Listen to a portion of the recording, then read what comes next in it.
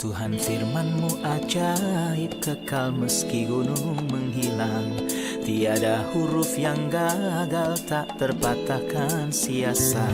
Hidup seperti-Mu ya Allah, lebih dari emas. Aku bersaksi kitab-Mu, kitab yang suci. Mendengarkan firman-Mu, hibur hati yang luka. Terangilah langkahku kemanapun ku pergi. Biarkanlah firman-Mu berkuasa atasku. Ubahkanku, bebaskanku, ku mau menyenangkan-Mu. Tuhan firman-Mu ajaib, kekal meski gunung hilang. Ubah dan bebaskan aku, mau menyenangkan-Mu. Apa yang kita tahu tentang Ebzan sebagai seorang hakim dan peranannya dalam menyelamatkan umat Tuhan? Apa yang kita tahu tentang Elon dan Abdon sebagai hakim yang melayani sesudah Ebzan untuk menyelamatkan umat Allah? Apakah hukum orang Nazir? Dan apa yang dilakukan seorang Nazir untuk menjadi seorang Nazir bagi Tuhan? Mengapa malaikat Tuhan ketika ia datang berbicara kepada ibu Simpson tidak kepada ayah Simpson? Ku mau menyenangkan-Mu. Tuhan firman-Mu ajaib, kekal meski gunung hilang. Ubah dan bebaskan aku, mau menyenangkan-Mu. Salam jumpa para pemirsa terkasih, saya menyambut Anda sekalian dimanapun Anda berada. Dalam episode terbaru program studi harian kita Semua Kitab Suci. Di mana kita mempelajari semua kitab dalam Alkitab, dari kitab Kejadian hingga kitab Wahyu, kitab demi kitab dari hari Senin sampai Jumat. Kita telah sampai pada studi kita di kitab Hakim-Hakim, kitab sejarah kedua dalam Perjanjian Lama, pasal 12 dan pasal 13. Untuk memulai izinkan saya menyambut tamu kehormatan yang telah hadir di studio, Dr. Moheb Nasif, selamat datang. Saudara Safo Tadros, selamat datang. Juga hadirin yang telah bergabung di studio, selamat datang. Dr. Moheb, ayat 8 dari pasal 12 berbicara tentang seorang hakim bernama Ebzan. Mohon beri pencerahan tentang karakter ini. Hakim Ebzan ini melayani sesudah Yefta orang Gilead. Dan ia sangat berbeda dari Yefta yang revolusioner. Ia sosok yang telah membunuh 42.000 saudara kandungnya dan membunuh anak perempuannya. Ebzan, sebuah nama yang artinya kemurnian atau bersinar. Itu adalah sebuah nama yang indah yang mencerminkan kehidupan yang murni. Hikmat yang dari atas adalah pertama-tama murni. Selanjutnya pendamai. Kita tidak membaca tentang peperangan dalam zaman Ibzan. Tetapi ia menjalani kehidupannya dalam kedamaian dan menjadi seorang hakim bagi Israel selama 7 tahun. Periode itu penuh damai sekalipun ia tidak melakukan perkara-perkara besar atau memperoleh kemenangan-kemenangan yang besar sekali. Hari-harinya tenang dan penuh kedamaian. Namun yang menarik perhatian kita bahwa ia mempunyai 30 putra dan 30 putri yang ia bawa keluar untuk menikah dan membawa masuk 30 anak perempuan bagi putra-putranya. Jadi adakah sebuah pesan yang spesifik dari sini? Di satu sisi, ia kebanyakan memberi waktu dan perhatiannya bagi keluarga dan tidak ada yang salah dengan hal itu. Tetapi tentunya ia juga tidak menggenapi peranannya sepenuhnya terhadap umat Allah.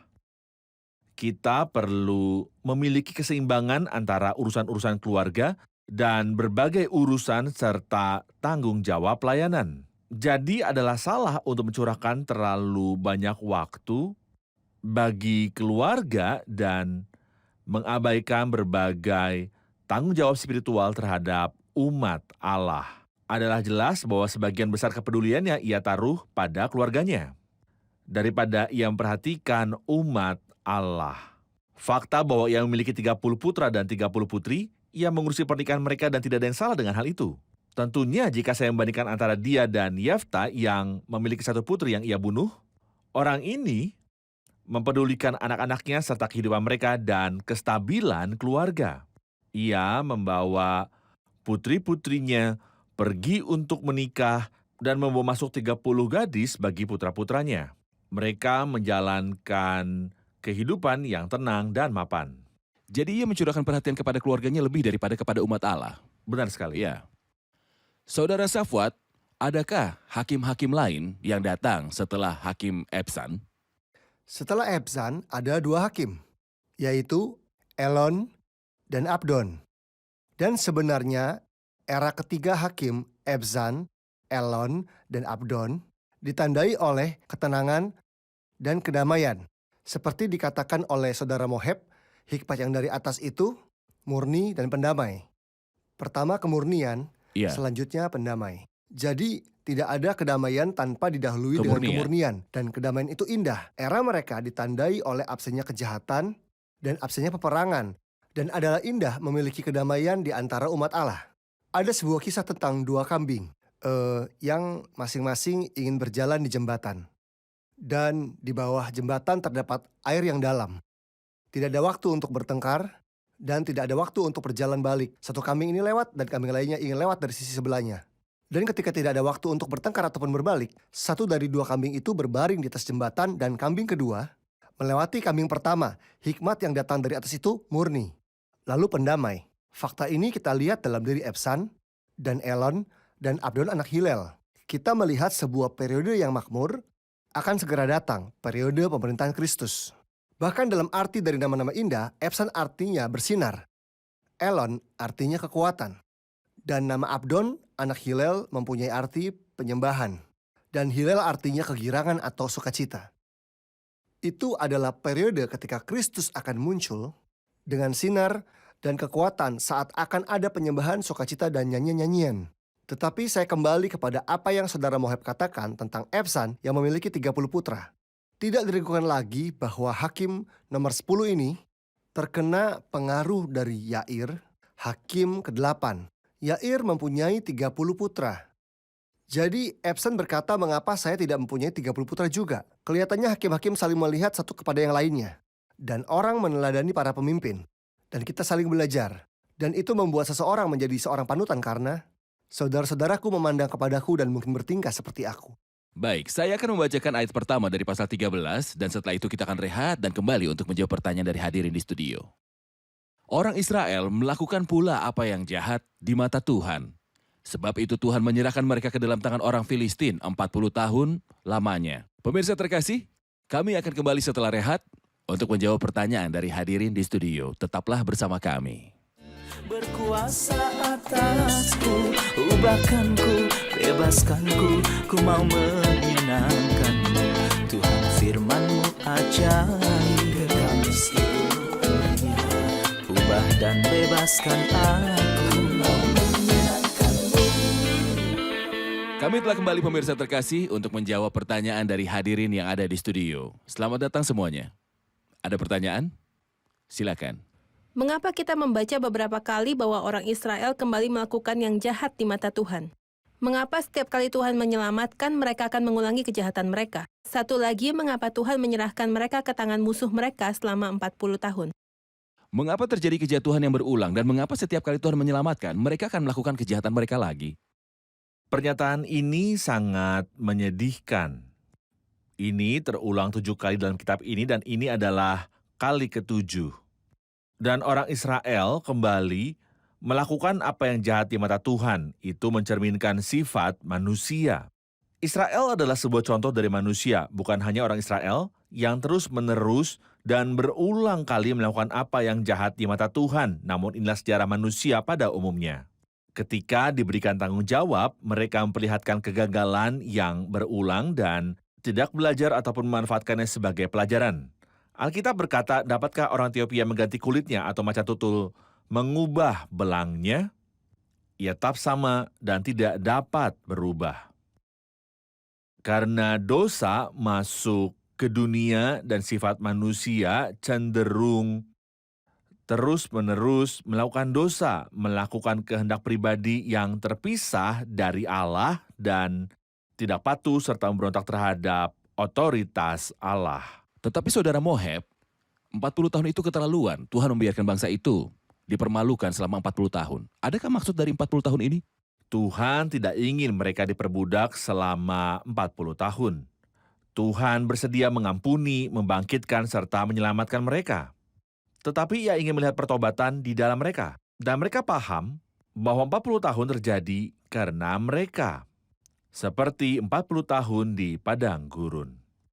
Periode di padang gurun berkembang menjadi 40 tahun walau jaraknya kemungkinan cuma 11 hari tempuh dengan berjalan kaki. Namun bangsa itu perlu belajar pelajaran-pelajaran tentang diri mereka sendiri dan belajar tentang kebaikan Allah, kasih karunia Allah, dan kesabaran serta janji-janji Allah. Dan kejahatan mereka. Jadi pasal 40 tahun itu adalah untuk membuat bangsa itu mengenal diri mereka sendiri dan mengenal siapa Allah. Di sini 40 tahun, Tuhan sedang memandang mereka dari hari pertama, menanti mereka untuk merasa. Aku akan mendatangkan kesusahan atas mereka sehingga mereka bisa merasakannya. Tidak seorang pun menjerit kepada Tuhan. Dan bahkan sampai akhir 40 tahun dalam waktu ini, kita tidak membaca adanya satu orang pun menjerit kepada Tuhan. Tuhan bertindak karena kasih karunia-Nya yang mutlak. Ia melihat bahwa tidak seorang pun yang tampil dan ia tertegun karena tidak ada yang membela. Maka tangannya sendiri memberi dia pertolongan. Tuhan menantikan ada orang yang merasakan, berseru, dan bertobat kepada Tuhan. Supaya ia dapat berbelas kasihan kepada mereka dan menyelamatkan mereka, tapi sayangnya itu tidak terjadi. Saya memiliki pertanyaan, Saudara Safwat. 40 tahun itu terlalu lama. Jadi apakah Tuhan meninggalkan bangsa itu tanpa penyelamat? Dan setelah 40 tahun, apakah yang Allah lakukan dengan bangsa itu? Hal aneh seperti yang kami dengar adalah bahwa setiap kali bangsa ini diluputkan, Tuhan membiarkan ketidakadilan dan kesusahan serta kesakitan terjadi pada mereka. Tetapi kali ini, tanpa menjerit, Tuhan telah mengutus seorang hakim. Seorang hakim yang spesial, seorang hakim yang telah Allah siapkan secara khusus. Hakim yang akan datang ini nomor 13 adalah Simson. Sehingga orang menyebutnya Simson Sang Perkasa. Faktanya Tuhan telah menyiapkan Simson dalam suatu cara yang spesial. Malaikat Tuhan menampakkan diri kepada istri Manoah, ayah Simson, dan ia mandul. Dan saya berharap setiap ibu sebelum Tuhan memberkati dia dengan seorang putra atau putri akan mengatakan bahwa anak ini kepunyaan Tuhan. Sejak dalam kandungan.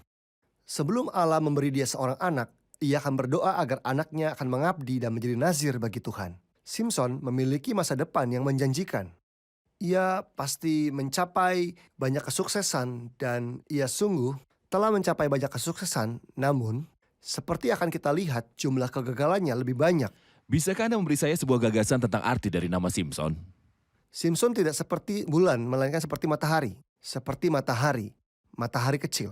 Malaikat Tuhan menampakkan diri kepada istri Manoah seperti yang kita baca dalam Hakim-Hakim 13. Perempuan itu mandul. Memang engkau mandul, tidak beranak, tetapi engkau akan mengandung dan melahirkan seorang anak laki-laki. Oleh sebab itu, peliharalah dirimu, jangan minum anggur atau minuman yang memabukkan dan jangan makan sesuatu yang haram. Sebab engkau akan mengandung dan melahirkan seorang anak laki-laki. Kepalanya tak akan kena pisau cukur, sebab sejak dari kandungan ibunya, anak itu akan menjadi seorang nazir Allah. Dan dengan dia akan mulai penyelamatan orang Israel dari tangan orang Filistin. Jadi, anak ini lahir sebagai sebuah janji dan ia harus menjadi seorang hakim besar yang mulia. Jadi arti nama Simson adalah matahari. Ya. Seakan Allah ingin mengatakan inilah tujuanku bagimu untuk menjadi seorang hakim Tuhan bagi memakai Israel. dia untuk bersinar. Saudara Moheb, situasi kelahiran Simson memiliki sejumlah rincian. Mohon beritahu kami tentang hal itu. Pada faktanya, kasih karunia Allah dimanifestasikan dalam kisah Simson. Allah memperhatikan semua orang lalu tertuju kepada suku yang tidak ada hal baik padanya. Suku Dan, yang adalah sumber penyembahan berhala di antara umat itu dan akan menjadi sumber penyembahan berhala di masa mendatang. Karena dari suku inilah akan muncul nabi palsu. Jadi Allah datang pada suku ini dan datang kepada seorang perempuan yang mandul dari suku ini. Mandul artinya dia memiliki sebuah elemen kematian. Kita tidak akan mengharapkan Tuhan akan memilih keluarga ini yang berasal dari suku ini untuk memunculkan juru selamat. Kali ini cara keselamatan adalah cara yang sangat spesial. Dan untuk pertama kalinya kita membaca tentang seorang nazir yang menyelamatkan umat Allah. Malaikat Tuhan yang adalah Tuhan Yesus sendiri menampakkan diri kepada istri Manoah dan memberinya janji bahwa yang mandul ini akan mengandung seorang anak dan ia akan mulai menyelamatkan Israel dari tangan Filistin. Dan kata mulai artinya bahwa Allah melihat dan mengetahui hari depan yang ia akan mulai, tetapi sayangnya sebuah awal yang baik, tetapi dengan sebuah akhir menyedihkan dan tragis. Pemirsa terkasih, kami akan rehat sejenak, tetapi selama rehat mohon tulis alamat yang akan muncul di layar dan kirimkanlah pertanyaan, permintaan atau hal-hal lain yang ingin Anda bagikan? Anda dipersilakan. Pemirsa terkasih, kami akan kembali setelah rehat. Berkuasa atasku, ubahkanku, bebaskanku, ku mau menyenangkanmu. Tuhan firman-Mu ajaib, kami seluruhnya. Ubah dan bebaskan aku, mau menyenangkanmu. Kami kembali pemirsa terkasih untuk menjawab pertanyaan dari para hadirin di studio. Selamat datang semua. Ada pertanyaan? Silakan. Dikatakan bahwa Simson adalah seorang nazir bagi Tuhan. Apa arti nazir bagi Tuhan? Apa artinya bahwa Simson adalah nazir Allah? Orang Nazir datang dari Nazaret atau orang dari Nazaret, yang artinya sebuah ranting, dan kata Nazir artinya dipisahkan bagi Tuhan atau dibaktikan kepada Tuhan. Dan bila kita kembali ke hukum orang Nazir di dalam kitab Bilangan pasalnya yang ke-6, maka orang-orang Nazir harus melakukan beberapa hal ini. Pertama, orang Nazir tidak boleh minum anggur, atau buah anggur, atau sari anggur, atau produk buah anggur. Karena anggur menggambarkan sebuah sukacita duniawi. Buah anggur adalah simbol kesenangan duniawi. Ia mempunyai jenis sukacita yang berbeda. Inilah sebabnya Perjanjian Baru berkata, dan janganlah kamu mabuk oleh anggur, karena anggur menimbulkan hawa nafsu, tapi hendaklah kamu penuh dengan roh. Yang kedua yang harus dilakukan seorang Nazir, ia juga harus membiarkan rambutnya tumbuh panjang. Sesuatu yang melawan alam jika seorang laki-laki memiliki rambut panjang, itu sesuatu yang memalukan dan kehinaan bagi seorang laki-laki. Namun seorang Nazir harus memanjangkan rambutnya. Dan rambut panjang adalah sebuah tanda penundukan diri serta ketaatan. Jadi ia berkata kepada Tuhan, "Ya Tuhan," seakan-akan ia sedang mengatakan kepada Tuhan, "Aku menghormati perintah-perintah-Mu, oh Tuhan." Orang Nazir juga tidak boleh menyentuh orang mati, sekalipun itu keluarganya. Ia tidak boleh menyentuh mayat. Sekarang kita hidup di dunia yang bagaikan sebuah kubur raksasa di mana banyak hal dapat mencemari kita. Banyak hal Dapat mencemari. menajiskan dan mencemari kita. Dan Alkitab memberitahu kita bahwa ibadah yang murni dan tak bercacat di hadapan Allah ialah bukan hanya mengunjungi yatim piatu dan janda-janda dalam kesusahan mereka, tetapi juga menjaga diri sendiri tidak dicemarkan oleh dunia. Dari dunia karena memiliki kaitan dengan dunia itu mencemarkan. Jadi seorang Nazir tidak boleh minum anggur. Yang artinya bahwa ia tidak melakukan kesenangan-kesenangan dunia. Apa yang menyenangkan, Tuhan kita menyenangkan dia juga. Orang bersuka dalam banyak hal. Namun seorang Nazir, apa yang menyenangkan dunia tidak menyenangkannya. Sebaliknya, yang menyenangkan Bapa menyenangkannya. Seorang Nazir memanjangkan rambutnya sebagai penundukan diri dan ketaatan pada firman ilahi. Dan seorang Nazir tidak boleh menyentuh orang mati untuk menjaga kemurniannya. Apakah Anda memiliki tambahan, Saudara Moheb? Kami mendengar sisi negatif dari seorang Nazir, bahwa ia tidak boleh makan ini, dan itu. Ia tidak boleh minum anggur, makan buah anggur, ataupun produk buah anggur manapun. Ia tidak boleh menggunting rambutnya atau menyentuh orang mati atau menyentuh mayat. Tetapi pada faktanya, pengudusan dirinya itu positif, bukan hanya negatif. Bukan hanya saya tidak melakukan dosa, seakan adalah sasaran terbesar saya, tetapi saya harus menjaga diri saya tidak ternodai oleh dunia. Ini bukan hanya tentang berhenti melakukan dosa-dosa besar. Tapi pada faktanya, pengudusan diri artinya bahwa saya pertama-tama menyerahkan diri saya dulu kepada Tuhan. Itu sebabnya pernyataan kepada Tuhan diulangi 8 kali dalam hukum orang Nazir. Ia secara positif hidup bagi Tuhan. Ia memiliki sebuah goal di hadapannya untuk hidup bagi Tuhan. Sebab jika kita hidup untuk Tuhan, dan jika kita mati untuk Tuhan. Jadi baik hidup atau mati, kita adalah milik Tuhan. Juga 2 Korintus 5 berkata, dan Kristus telah mati untuk semua orang supaya mereka yang hidup tidak lagi hidup untuk dirinya sendiri, tapi untuk Dia yang telah mati dan telah dibangkitkan untuk mereka. Dan bahkan seperti orang Nazir menjauhkan dirinya dari kesenangan duniawi. Ia memiliki sukacita-sukacita surgawi. Mazmur 1 berkata, yang kesukaannya ialah Taurat Tuhan. Mazmur 16 berkata, orang-orang kudus yang ada di tanah ini, merekalah orang mulia yang selalu menjadi kesukaanku. Mazmur 40 ayat 9 berkata, aku suka melakukan kehendak-Mu ya Allahku. Kesukaan dan sukacitanya adalah dari mata air yang berbeda, yang bersifat surgawi, bukan duniawi. Tentang pendudukan diri dan menerima kehinaan, kita bisa lihat lewat membiarkan rambutnya tumbuh panjang. Ini berarti bahwa laki-laki ini sedang mengorbankan hak-hak alaminya, kewibawaannya, hak-hak istimewanya. Saat ia hidup dalam ketaatan dan pendudukan diri kepada Tuhan. Ia menjaga dirinya dari semua pengaruh yang mencemari dia yang memiliki elemen kematian.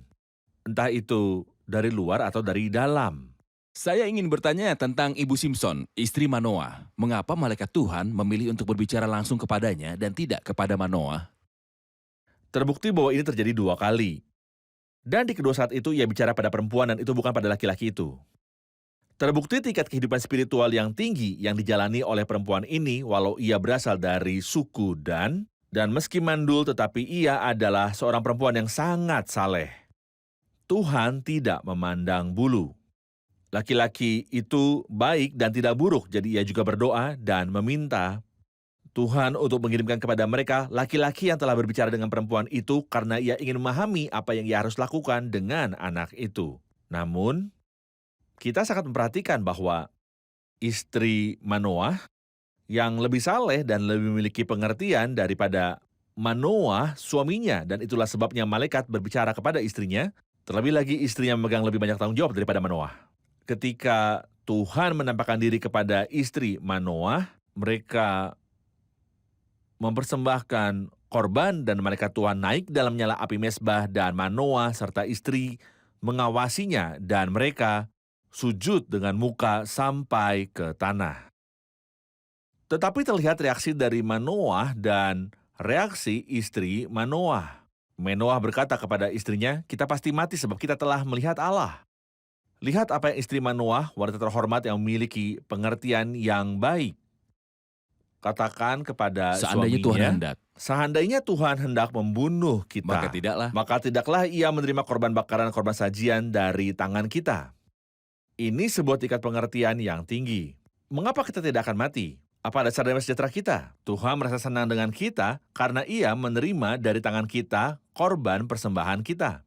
Hal kedua, jika ia bermaksud untuk membunuh kita, bagaimana dengan janji yang ia berikan? Bahwa ia akan memberi kita seorang anak laki-laki. Dari mana anak itu akan datang jika kita mati? Mustahil bahwa apa yang kamu pikirkan mempunyai sebuah kebenaran atau hal yang bisa dipercaya. Ia tidak akan memperlihatkan kepada kita semua ini. Dan ia tidak akan memperlihatkan kepada kita semua ini. Dan ia tidak akan katakan pada saat ini memberitahukan kepada kita hal-hal seperti ini. pengertian spiritual itu indah. Sangat indah dan Kita inilah yang menjadi memahami ciri-ciri dari perempuan rincian ini. dari kitab ini. Di sini perempuan itu berkata, karena Allah telah menerima persembahan kita, maka kita tidak akan mati. Karena Allah berjanji memberi keturunan, maka kita tidak akan mati. Adalah baik bagi orang Kristen untuk memenuhi pikirannya dengan karena dari Alkitab, agar mengetahui apa yang ia miliki di masa mendatang. Pada faktanya, saya melihat banyak tempat di Alkitab bahwa perempuan dibedakan dari laki-laki. Misalnya, Abigail dan Nabal. Abigail memiliki pengertian yang baik dan rupawan. Nabal bodoh dan bebal. Perempuan Sunem dan suaminya. Perempuan Sunem memahami hal-hal yang berkaitan dengan Allah dan berurusan dengan semua itu dalam suatu cara yang lebih baik daripada suaminya. Perempuan itu menghargai hamba Allah, umat Allah, dan hal-hal yang berkaitan dengan Allah. Hana dan Elkana juga perbedaan besar di antara kedua tokoh itu jelas terlihat. Maria, saudari dari Lazarus dalam perjanjian baru juga memiliki pengertian yang baik.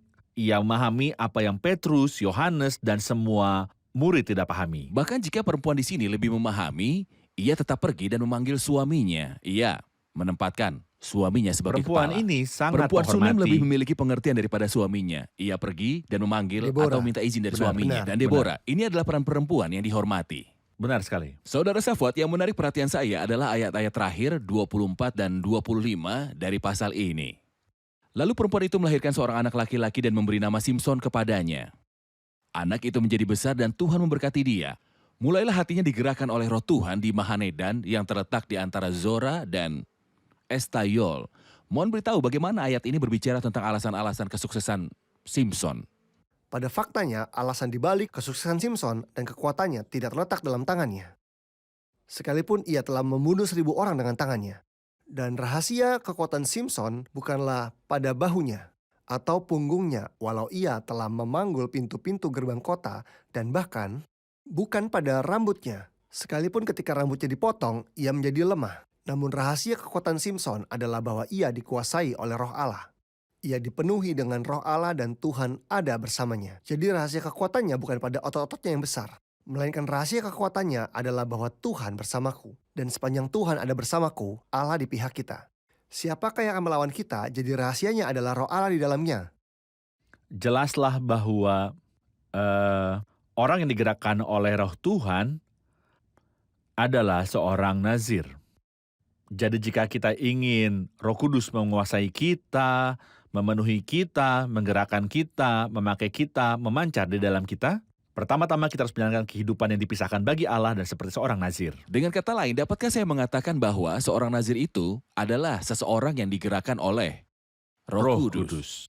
Ketika Roh Kudus menguasai seseorang, ia akan menaruh mereka pada jalur yang benar.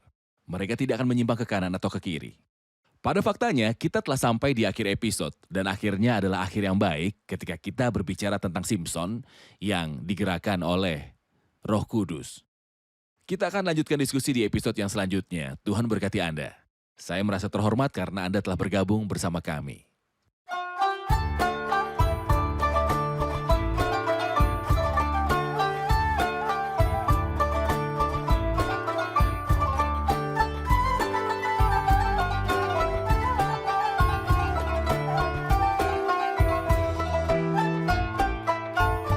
احفظني في رضاك باقي أيام عمري اجذبني من وراك اجذبني وأنا أجري اجذبني وأنا أجري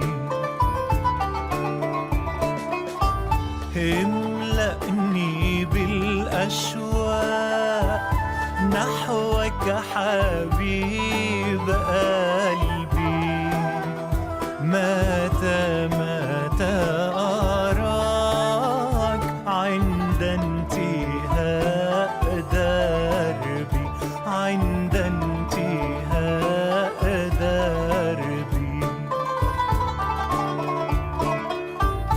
أيقظني للصلوات عقلني يا ربي واحميني من الذات وكن ينبوع حبي وكن ينبوع حبي يا ساكن في علاك يا من له أمري قد قلت لا أنساك من مسك مس عيني من مسك مس عيني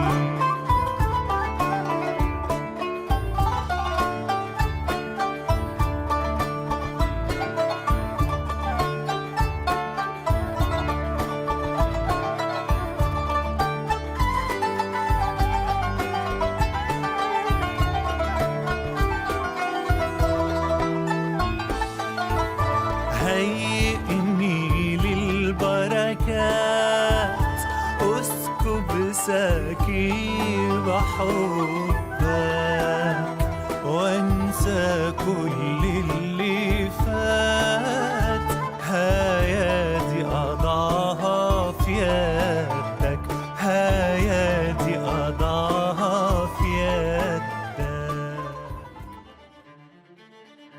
Apakah Simson benar-benar menjalankan kehidupan sebagai seorang nazir?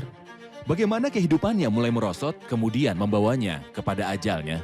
Bagaimana Allah menerima bahwa akhir hidup seorang manusia seperti Simson menjadi sebuah akhir yang buruk? Bagaimana Alkitab memberitahu kita tentang rahasia kesuksesan Simson, rahasia kekuatan Simson, dan rahasia kejatuhannya?